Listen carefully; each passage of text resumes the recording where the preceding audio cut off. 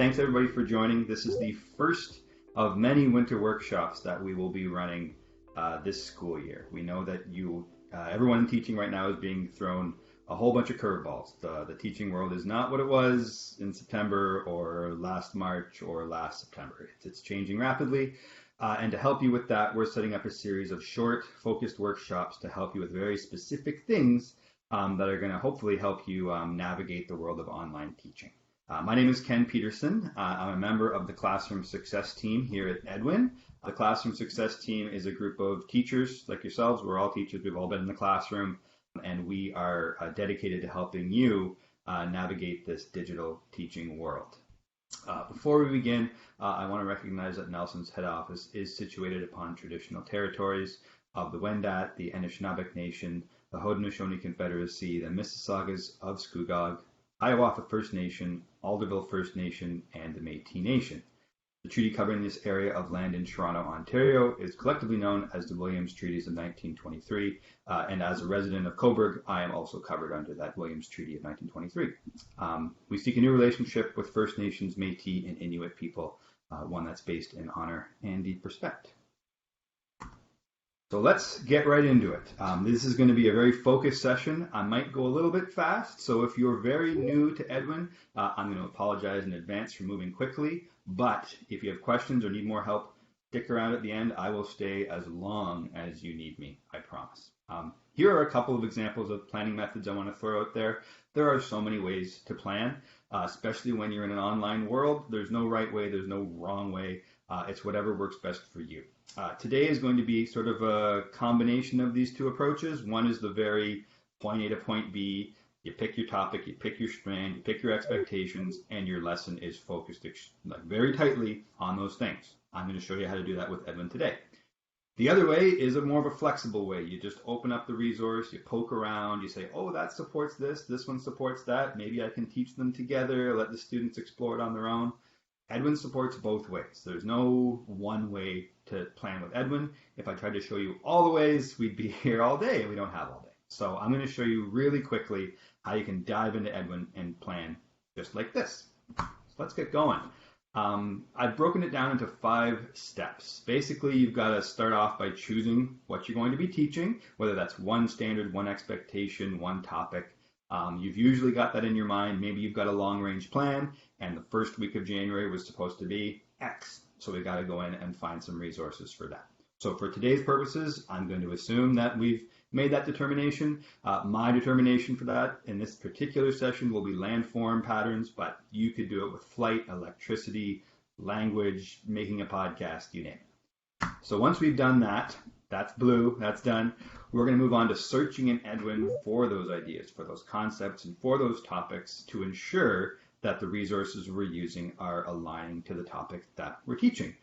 That's really important. So let's get right into how we can do that and make sure that the content that we're finding aligns to the curriculum that we're teaching. So here we go. We are in Edwin. This is your home screen. When you log into Edwin, this is where you land. So let's say that now we want to teach landform patterns will be my example. This will work for just about any topic, but I'm going to scroll over. I know that landform patterns is in grade 7 geography. I remember teaching it well. So I'm going to click on geography 7 at the bottom, and I'm going to find landform patterns right here. If you've used Edwin quite a bit up to this point, this is going to be very familiar. If you're still new to Edwin and learning it, this is a very easy way to find specific topics that you're looking for by browsing in by topic. So I'm going to go to landform patterns. Lots of cool stuff in here. So if I'm going to be planning this lesson, it's going to depend on where I am in the unit. Maybe I'm just introducing it. If that's the case, I'm going to find those introductory pieces up at the top as I browse. And then later in the topic, as things get more specific and you're looking at examples and you're wrapping up the topic, you'll get into more sort of wrap up, focus on things, case studies at the end, looking back on the unit. So if you're planning and just trying to figure out where to land, I've got my list of resources here, landform patterns, what are landforms, and so on. So now what? Let's go back to our presentation and work through those steps again. So now that we've searched for the big ideas and concepts and topics, we've found a whole bunch of Edwin material that supports landform patterns. I'm now going to create a very quick collection, which is a tool you can use in Edwin that will allow you to keep things in one place and stay organized. When you're planning a lesson, I remember I'd always put sticky notes on the pages in the textbook that I had to use for whatever was coming up, or I would make a little bookmark folder in my browser, depending on what I was doing. Collections are what allow you to do that within Edwin. So let's look at that. I'm going to go back to Edwin. I've got all my resources lined out here. Let's say I want to just look at what are landforms. I'm going to open it up. We don't have time today, so let's pretend I have scrolled through this whole resource and I'm a big fan of what's in here. I think this is going to give my students a really nice start as they go to investigate landforms and learn about them and how they impact daily life for people around the world. This all looks great, so I want to put it into a collection so I can plan with it. The collections button up here, which can be found in the top bar, allows you to create a new collection from scratch. So if you're just searching and say, oops, I forgot to create that collection, you can click Create Collection and type your title there and you're ready to go. But I've done the sort of cooking show trick. I've already got my collection built. So if I click on Landform Patterns, now this resource is contained within my Landform Patterns collection. So I've got one thing in there. All right, let's move on. I could go back to my Landform Patterns search results up here. There's some little breadcrumbs at the top, so you have to search for it all over again. Let's say I wanted to put a video on landformations in there. Perfect. I can do it right from the search results. Little dots, little collections button. I click on landform patterns, and boom, I now have a video in there to go with that reading that I just put in there too. So there's lots of content waiting for my students. It's in the collection. I can go back to it really easily. Let's do it with a few more of these just to really drive the point home. So if I scroll down to, I don't know, plate tectonics, that's another good topic for landform patterns. I click the title of the collection, and now I've got 2 videos and 1 reading already waiting for me in my collection. So there we go. I've got some resources. They align with what I want to teach, and it's going to give my students a good start on this topic. So now the next step will be to organize that collection, add some tasks, add some instructions, add some tools for students to work on while they're going through the content. We've done sort of our introduction. If you're thinking of sort of the 3-part lesson model, that first part is kind of done. We've done the introduction. We've given them some material to get started. Now we got that middle part where they've got to do something or create something or investigate something, think about something. We want the students doing something active. And this is the part, I think, where planning gets difficult in a digital space because I am too. I'm used to handing them the sheet, handing them the book, saying complete it, hand it back to me before you leave the room, and then we're done here. It's a little trickier. There's a few more moving parts in the digital space, but I'm going to show you a way that you can do it online that might simplify things and make it quicker. So next step, we're going to organize the collection and add those materials. So if I head back over to my Edwin screen, I'm still in my search results from landform patterns, but I can click on my collections button here and leap very quickly into my whole collection of collections, which is very large. I need to clean it up, which is probably why the wheel is spinning. So here it is waiting for me, landform patterns. I can see that I have that introduction to what are landforms. I can see that video on landformations and the video on plate tectonics are in here waiting for me. All I had to do was click the collections button and click the collection, and it dropped it in here. You'll notice that I've also snuck a Freyr model in here. That was another one of those cooking show tricks. So we've got this content in here, but maybe this isn't in the right order. Ordering things in a lesson is very important. We can't put the beginning at the end and the end at the beginning. So this Freyr model activity, which I've sort of pre-designed, I actually want it at the bottom. So if I grab the little arrows here, I can take it and drag it down to the bottom, so they'll complete that at the end. And let's say I want them to learn about plate tectonics first. I probably wouldn't, but if I did, I could move it up there, and then if I change my mind, I can move it down. So I'm feeling good about this collection here. I've got the introduction, what are landforms, a couple of videos to watch about landforms, and then a little Freyr model for them to complete. once they've done some learning about the resource. So here we go. We've got sort of the bones. We've got the resource here. We've got the content. What do we do next? This is usually the part when I'm working with teachers who are new to Edwin, when they say, okay, this is great. I have the resources. I got them in one place. What now? What do I do from here? So that's the part I think where we're really going to focus on today. We're at 11:13, so I'm going to spend 6 or 7 more minutes tops going over some strategies from there. And from that point on, the rest of the presentation, workshop session we're doing here will be you asking questions, working, and me answering questions and letting you work on them. So the last piece here is to assign to your students through an LMS and or via the direct link to a collection. So I'll explain that a little bit right now. Some of you, in fact, many of you are probably using Google Classroom. However, some of you are using Microsoft Teams, some of you are using D2L Brightspace, Blackbaud. There's so many learning management systems out there. We have done our best to make Edwin play nice with all of them. So if you want to put this directly into Google Classroom, you find your Google Classroom button, share to Google Classroom. As long as you're logged into your Google account for your Google Classroom, it will bring you right to your list of classrooms here. So I'm going to put this in my geography class. I'm going to make it an assignment, although I could make it one of the other types. And then I will click go. Edwin does a little bit of work for me. It takes the name of the collection that I gave it, Landform Patterns. I can add some instructions about this assignment. And it's got this direct link, which is a single link, which takes them through to all the resources in the collection. So this is a really important thing. And as a parent of a student who's learning online, I can attest to this, that it's really important to give learners as few links as you can and put it in as few places as possible. Because when it comes to navigating and remembering links and all these different logins, it can become overwhelming for them and for you, because honestly, you don't want to be checking 5 different places for where your students are submitting your work. You want to check 1 or 2, maybe Google Classroom, maybe Brightspace, and that's it.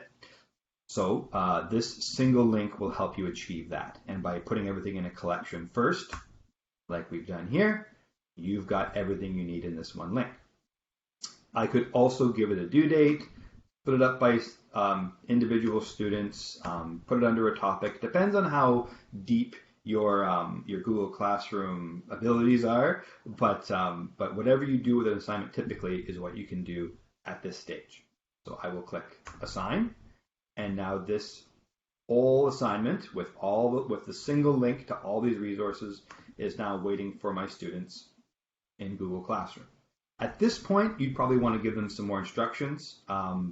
Read the first selection, watch the 2 videos, look for some additional videos, maybe on earthquakes, tsunamis, volcanoes, whatever you're interested in, and then complete the Freyr model on your favorite landform feature, something like that. So that is something that I will allow you to do on your own. I won't go through the process today in the interest of time, but I think that by following those steps, you are well on your way to having a nice assignment sitting in your learning management system waiting for your students. For those of you who don't teach with Google Classroom, that was probably something you weren't interested in. If you teach with Microsoft Teams, we have a Teams button as well, which does the same thing. So click on the T. I'm so sorry, Ken, to interrupt go ahead. you. We did have a request to show how to share it to D2L, if you don't mind, please. Absolutely. That's the one after Teams. You got it. So when I click on Share to Microsoft Teams, I can choose the channel. I can add a description and a link. Some of it's been pre-populated, and we're good to go there. And then the last piece is the direct link. So if you teach with a platform that isn't Teams and isn't Classroom, or you would just rather email this or message it to somebody, you can click on the Get Shareable Link button right there, and then you can paste it into any field anywhere. That includes an assignment in Blackbaud, an assignment in Brightspace. Anywhere you can put a link, you can get this shareable link and put it right there. So I'm going to put it in the chat bar right now. So those of you who want to sort of experience this from the eyes of a student and what they would experience, you can go click that link. And as long as you're logged into Edwin, which I hope you are, it will take you directly to that collection which I've built. The last piece I'll show you on my screen here is that little Frayer model. And the reason I put this in is because Edwin allows you to create a collection with Edwin materials, naturally, but you can also add links to websites, links to Google Docs, links to videos, or files right from your computer. So if you wanted to put in an Excel file or a PowerPoint file or something like that, you could certainly put it into your collection as well. In this case, what I've done is I've taken a Frayer model. I think I got it from Control-Alt-Achieve. It's just a free Frayer model template that I've tweaked a little bit. So another important aspect of this, if you're not familiar with Google, I could talk to you more about it later, but if you add the copy tag to the end of your document URL and put it into your collection, that means, and you can sort of see it there, I'll zoom in a little bit. This is fairly important if you're going to be attaching Google Docs. If you put that little copy tag, and I think that there's a similar tag on Microsoft, although I'm less familiar with that. We can explore that in the question period. This will ensure your student creates their own copy as opposed to opening up a great big document that everyone's working on at the same time. That's another one of those common pitfalls with virtual teaching. So that copy tag is very important, and we can practice that when we're down here if you'd like. So by putting that into your collection, your students get direct access to this blank Frayer model. You can put instructions to the side. You can put instructions in the collection, wherever you think your students are more likely to see it. In fact, I would put the instructions in as many places as you can, and that way the students will quickly and easily know what their task is. In this one, my thinking was I'd have the students pick their favorite concept from landform patterns, maybe volcanoes, earthquakes, whatever, and they'll just put it in, do the definition, facts, examples, illustrations, and share that link back to you through Classroom. Work's done. You can review the Frayer model. You could actually comment right on the Google Doc, which is one of my favorite things about teaching with Google Docs. Or it even works with Word Online, other platforms too. You can give live comments. The students get them right away. If it's set up that way, they get a notification. You can have a nice back and forth dialogue. And that's where the digital teaching really starts to shine. In the past, you'd get your written assignment, you'd mark it up, give it back to the students. They'd always ask, when are we getting it back? All that stuff. There's a lot of logistics. In a digital space, it's almost instantaneous. So once you get the hang of using tools like this and planning your lessons around these sort of interactive digital resources, the ability to comment back and forth will really smooth out that feedback process in a way that will help you and your students. So that's a really nice thing about using those resources. Hi Ken, I have a request here. Do you mind please modeling how to use copy again? The copy and share link, please. Absolutely. Good question. So under my Frayer model here, I'm back in my Google Doc. If I click on share and then I click on copy link, I get the URL for this exact resource here. If I want it to be the copy version, here's what I do. Just paste it anywhere. You can put it in a URL. You can put it in a collection. You would delete the end and find where it says edit and change that to copy. And when you do that and you visit the URL, Google will now prompt you to make your own copy. And I'll do this for your students too. And it copies into whichever Google account you're logged into. So I'm in my GEDU Google Classroom account. So when I make a copy, it drops it right into my Google Drive and I can get started right away. So I hope that clears it up. I'll stick around after for questions if you'd like to clear it up further. But that is a nice little trick. I remember when I discovered that and figured it out, it was a big light bulb for me with how this works, how to teach online without students just stepping all over each other in the same Google Doc. So add that copy tag and your life will be much easier. Okay, back to the presentation. We are actually done the planning. That was super quick. Yes, Timothy, it is. If you're putting a Google Doc link into a D2L assignment, you would add the copy tag the same way. If you're using Microsoft, there's another tag, but I can Don't have it off the top of my head, but it is possible. So yes, the short answer is yes. All right, so we've planned. We came into this thinking about what we're going to teach. We came into this thinking about where we're going to find it. We took the concepts that we found, put them into a collection. We tweaked the collection a little bit, added a little activity at the end, and sent it to our students. That process is very familiar in sort of the analog teaching world. I strongly suggest just practicing it. I know it sounds kind of silly because we've all been teaching for many years, but it does take practice. So be gentle on yourself. If you don't get it right the first couple of times, don't panic. Reach out to us, ask a friend, try it a few more times. Eventually, it'll stick. And once it does, I think you're really going to enjoy the benefits of digital teaching and how it can really smooth out some of those feedback loops and that sort of thing. So we've sent it out to our students. We've got our collection. Now is the time that we will open the floor for any ideas, any questions. I know we have a couple of questions there.